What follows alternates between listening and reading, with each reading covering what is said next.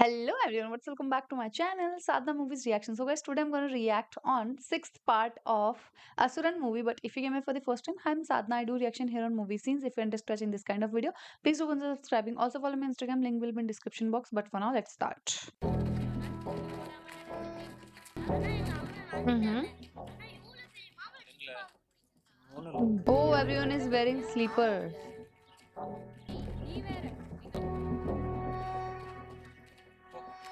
போல போ போ யார் என்ன செய்தான்னு பாக்குறேன் போ போ பிள்ளைகளை பள்ளிக்கூடத்துக்கு அனுப்புனா அடிக்கான், ஊருக்கு இடத்துல தண்ணி எடுத்தா அடிக்கான், கொஞ்சம் இடத்த வாங்கினா அந்த ஆக்களை வீட்டை கொடுத்து சாவடிக்கான். சொன்னதெல்லாம் கேட்டு கிடந்தா சும்மா இருப்பான். அவனுக்கு சமம்னு நிரூபிக்க பார்த்துட்டா அடிச்சுதான் மாத்தணும். நம்ம அதை மாத்தணும்னா நம்ம பேர்ல நிலம் இருக்கணும். ஏயா விவரம் இல்லாம இந்த சாமி பேசுது?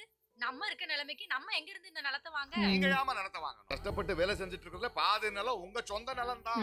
வெள்ளக்காரன் உங்களுக்குன்னு கொடுத்தது யாரும் எடுத்துக்கிட்டாங்கன்னு சொல்லல, சில பேர் எடுத்திருக்கான். அதை அவன்கிட்ட இருந்து மறுபடியும் வாங்க. நம்ம பாட்ட அந்த காலத்துல சொத்தெல்லாம் அவன் பேருக்கு எழுதி வச்சுட்டு போயிட்டான். இப்ப எப்படி திருப்பி கேப்பிய?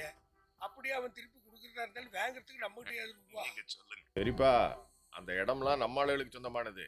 அதை வாங்கவோ விற்கவோ நம்மளுக்கு மட்டும்தான் உரிமை இருக்கு. மற்ற ஆளுங்கள்லாம் வாங்க முடியாது. அப்படி வாங்கியிருந்தாலும் அது செல்லாது. அதனால பத்திரம் பதிகிற இடத்துல இருந்து தாய் பத்திரத்தை எடுக்க முயற்சி பண்ணிட்டு இருக்கோம். அது கைக்கு வந்து நிலம் கிடைச்சிருமா? போராடாம மக்களுக்கு எதிரே கிடைச்சிருக்கு. இத கையில வச்சுக்கிட்டு களத்துல இறங்கி போராடுவோம். உங்க நிலம் உங்களுக்கு கிடைக்கும்.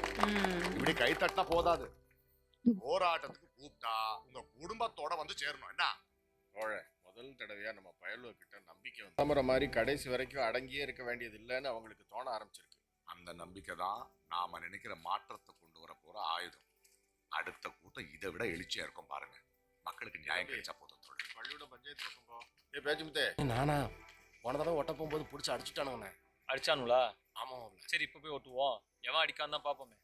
அவனை எதுவும் பிரச்சனை பண்ணிட்டு இருக்காத. நான் பிரச்சனை பண்ணுமா இல்லையாங்கிறது அவன் தான் முடிவு பண்ணணும். மாதிரிமா பத்திரமா வீட்டுக்கு சரி நீங்க ரெண்டு பேரும் கூட போங்கப்பா.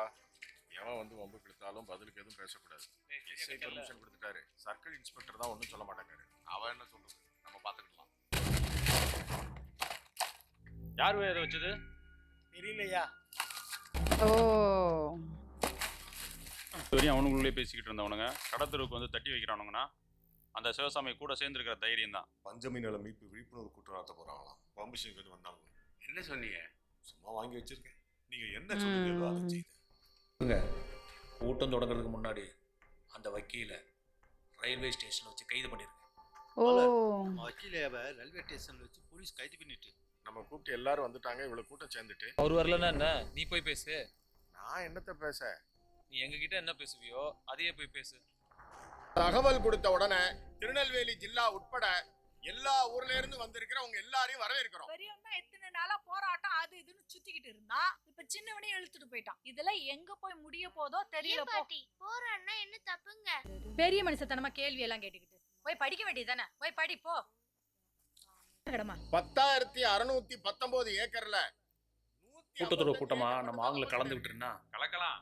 ஆனா சிவசாமியை பார்த்தா நம்ம ஆளுகள்லாம் பயந்துல ஓடுதானுவோ. அவனை அனுப்பிடலாம், அது ஒன்றும் பிரச்சனை இல்லை.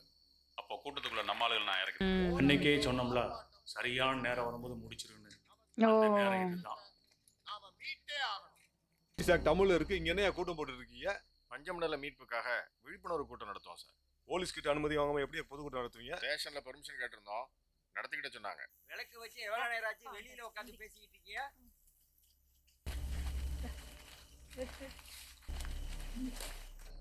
எனக்கு தெரியாம எப்படியா சப் இன்ஸ்பெக்டர் பெர்மிஷன் கொடுப்பான்? சிவசாமி, நீ ஸ்டேஷனுக்கு போய் அந்த பெர்மிஷன் காப்பி எடுத்துட்டு வா. வேண்டாம், வீட்டில் தான் காப்பி இருக்குல்ல, நீ அதை போய் எடுத்துட்டு வா. சைக்கிள்ல போ. பொதுக்கூட்டம், ஆர்ப்பாட்டம், பேரணிலாம் நடத்தியாவது நமக்கு உரிமையான நிலத்தை நம்ம மீட்டே ஆகணும்.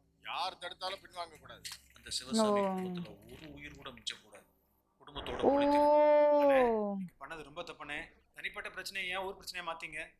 இப்படியே போனீங்கன்னா அப்புறம் அவங்க கூட ஒரு காலத்துலயும் ஒண்ணு சேர முடியாது. போலாம். ஏல சொன்னபடி செய்யல. நாளைக்கு வைக்க ஒரு துணி மூட்டை கொடுமா. மழை வர மாதிரி இருக்கு, உள்ள வந்து படுவா. வா வா.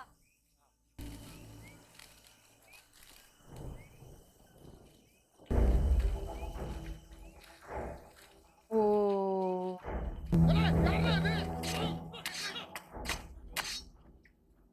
oh God. இந்த மாதிரி கூட்டம் நடத்துறீங்க, எல்லாரும் கைது பண்ணி உள்ள வச்சு. போராட்டத்துக்கு ஆதரவா இருந்த வக்கீல கைது பண்ணிருக்காங்க. போலீஸ் நமக்கு எதிராக திருப்பி விட்டுருக்காங்க. அவங்க பயந்துட்டாங்க. இதுதான் நமக்கு முதல் வெற்றி.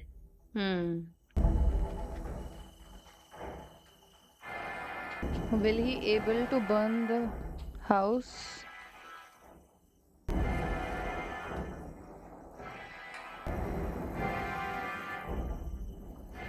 Shiv's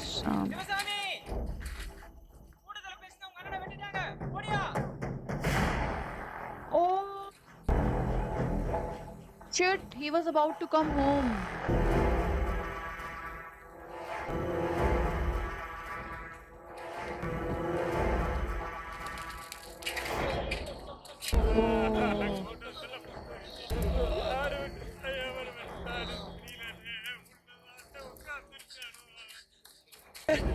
கூட்டத்துக்குள்ள அவனு ஆளுகள் இருக்காங்கங்கிறது தெரியாம போச்சுப்பா. தூக்குங்கப்பா ஆஸ்பத்திரி போ தூக்குங்கப்பா. பிள்ளைகள் எல்லாம் வெட்டிட்டாங்க. என்ன ஒண்ணும் ஆகாதுடா. உனக்கு ஒண்ணும் ஆகாதுடா. சரியா இருடா. சரியா இருடா. ஆஸ்பத்திரிக்கு போங்க. மத்தவங்கள சரியா இருடா. Oh, village also.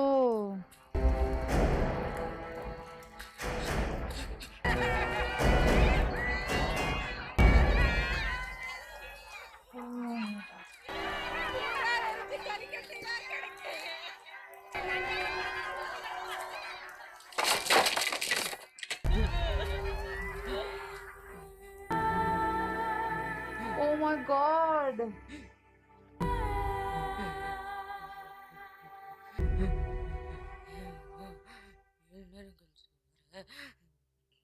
தாத்தா மணியை ஜன்னல் உடச்சி வெளில தூக்கி போட்டாரு மாமா. அந்த பாண்டி மறுபடியும் அவனை பிடிச்சி உள்ள தூக்கி போட்டுட்டான் மாமா. ரொம்ப வலிக்கு மாமா. என்னை கல்யாணம் பண்ணிட்டு எப்படியெல்லாம் வாழணும்னு ஆசைப்பட்டியோ அதை சொல்லு மாமா. அதை கேட்டுக்கிட்டே செத்து போடுவேன். Oh my நீ கிளம்பி god. முன்னாடி இங்க இரு. நீங்க 2 பேரும் இங்க இருங்க.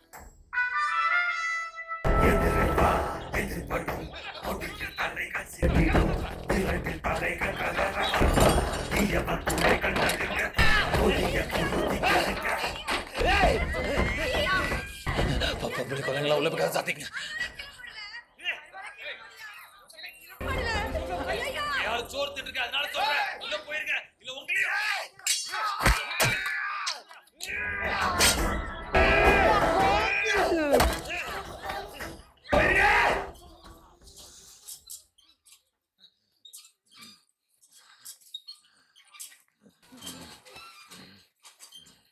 Oh my god.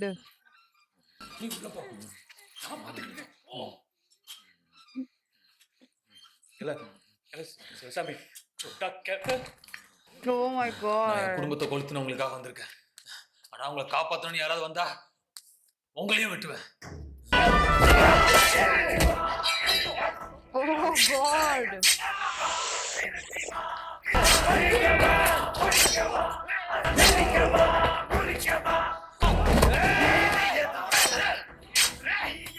Oh my god.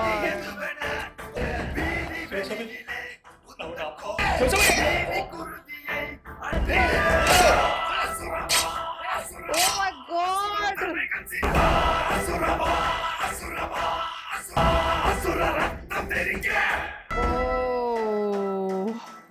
அதுக்கப்புறம் ஊர்ல இருக்க முடியாம போலீஸ்ல சரண்டர் ஆக விருப்பம் இல்லாம ஊர் ஊரா சுத்திட்டு இருந்தேன். வாழ்க்கை எல்லாருக்கும் 2வது வாய்ப்பு கொடுக்கும். நான் உங்க மாமாவை சந்திச்சேன். யார் படி சாப்பிடு. Oh. கூலி ஏதாவது கொடுத்தீங்கன்னா இதை சாப்பிட்றது பிச்சை மாதிரி தெரியாது. பச்சைமா என்ன வாரத்துக்கு இவ்வளவு நேரம் ஆயிட்டு? பாட்டி வந்து ரொம்ப நேரமா கேட்டுக்கிட்டு பச்சைமா இது சிவசாமி கூட மாட ஒத்தாசையா இருக்கட்டுமேனு கூப்பிட்டு வந்தேன். திண்ணையில் படுத்துக்கிட்டோம். என்ன அது வரைக்கும் சாராயம் காய்ச்சிட்டு இருந்த எனக்கு விவசாயம் சொல்லி கொடுத்து என்னையும் சம்சாரி ஆகினது. வடபுறம் ஓங்காட்டையும் காட்டாம்பளுக்கு. ஆமாப்பா, ஊர் பூரா அவங்க காடா தான் இருக்கும்னு நினைக்கான். கொடுத்தே ஆகணுங்க. என் பொண்டாட்டியும் கொடுத்துருங்க. என் காட்டை வச்சு உன் காட்டை வளைக்க பார்க்கான்னு எனக்கு தோணுது. அது என் காடு மட்டும் இல்லைண்ணே, பச்சைமா காடும் தான். உங்க அம்மையும் மாமாவும் காட்டின அன்பு வாழ்க்கை மேல திருப்பியும் ஒரு நம்பிக்கை ஏற்படுத்துச்சு.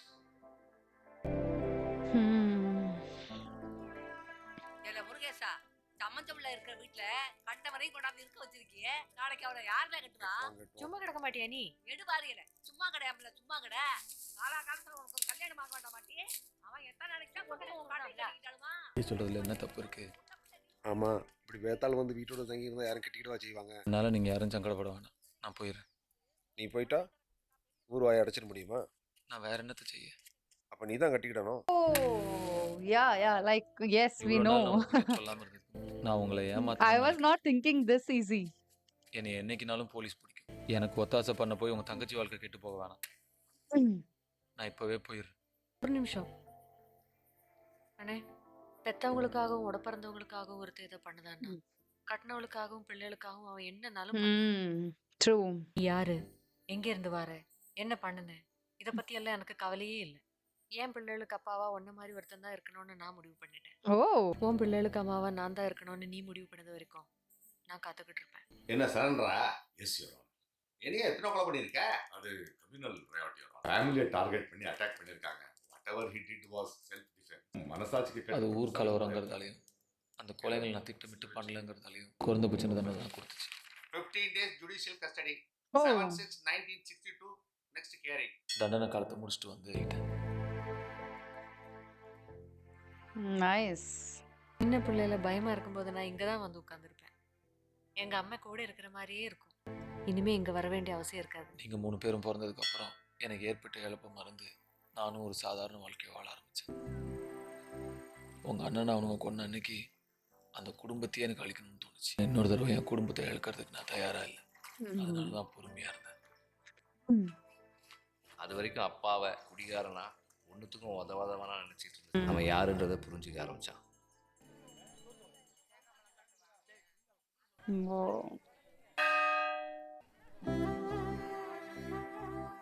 Wow.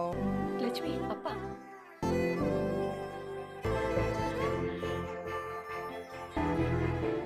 நீர் வருவேன்னு நமக்கு தெரியும்.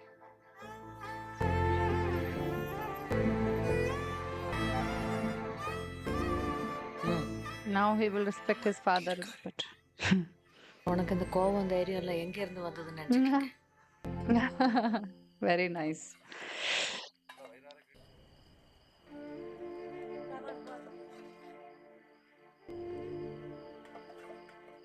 இருந்து வெளியே எடுக்கிறதுக்கு என்ன செய்யணும்னு வக்கீல்கிட்ட கேட்டு தெரிஞ்சுட்டு காலையில் கோர்ட்டுக்கு வந்துடு. நீ அங்கே வந்துடு. நான் வந்துடுறேன். நீர் போயிட்டு வரோம். பா, எப்பப்பா நம்ம திரும்பி வீட்டுக்கு போவோம்? சீக்கிரம் போயிடலாம் தாயி. ஜன்னடி கேட்டு ஒழுங்கா நடந்துக்கோப்பா. சரி போவோம். துண்டை போட்டுக்க. வரம்மா. லட்சுமியே அம்மாவை சேர பண்ணாமல் தூங்கணும். சரி. சரி. வா. அம்மா எதுக்கு இங்கே இருக்கணும்? பேசாம சித்தி வீட்டுக்கு அனுப்பலாம்ல? நம்மளுக்கு இடம் கொடுத்ததுக்காக மாரியண்ணன் குடும்பத்தோட ஆஸ்பத்திரியில் கிடக்கான். இப்போ இவங்களை அவங்க சித்தி வீட்டில் கொண்டு போய் விட்டு அவங்களே சிரமப்படுத்தணுமா? கஷ்டம் வந்தால் நம்ம அதை பார்த்துக்கணும். அப்போ அம்மையை நம்ம கூடவே கூப்பிட்டு போயிடுவோமாப்பா? நம்மளுக்கு ஏதாவது ஆச்சுன்னா வருப்பா. குடும்பத்தில் யாராவது மிஞ்சி இருக்கணும்ல, அதுக்கு தான் அப்படி திசைக்கு ஒருத்தராக பிரிஞ்சு ஓடிட்டு.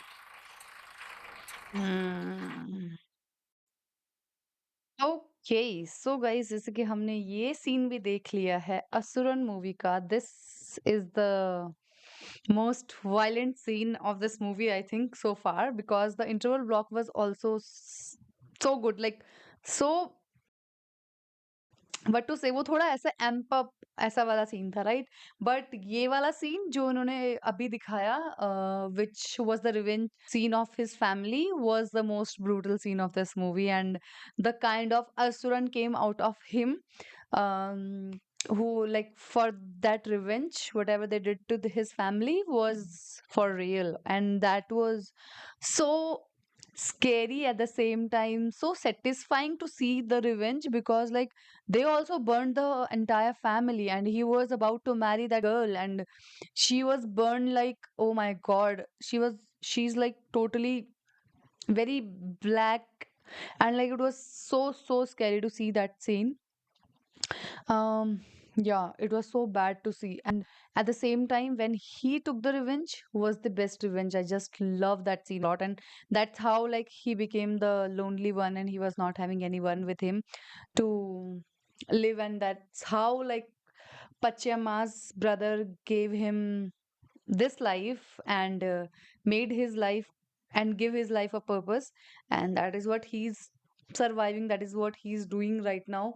And yeah, I'm just loving a lot. But let's see what's there in further scenes. I am so much excited to watch. And yeah, that is it for this video. If you like this video, give it a thumbs up, subscribe my channel. I will see you super soon in next part. Till then, bye bye.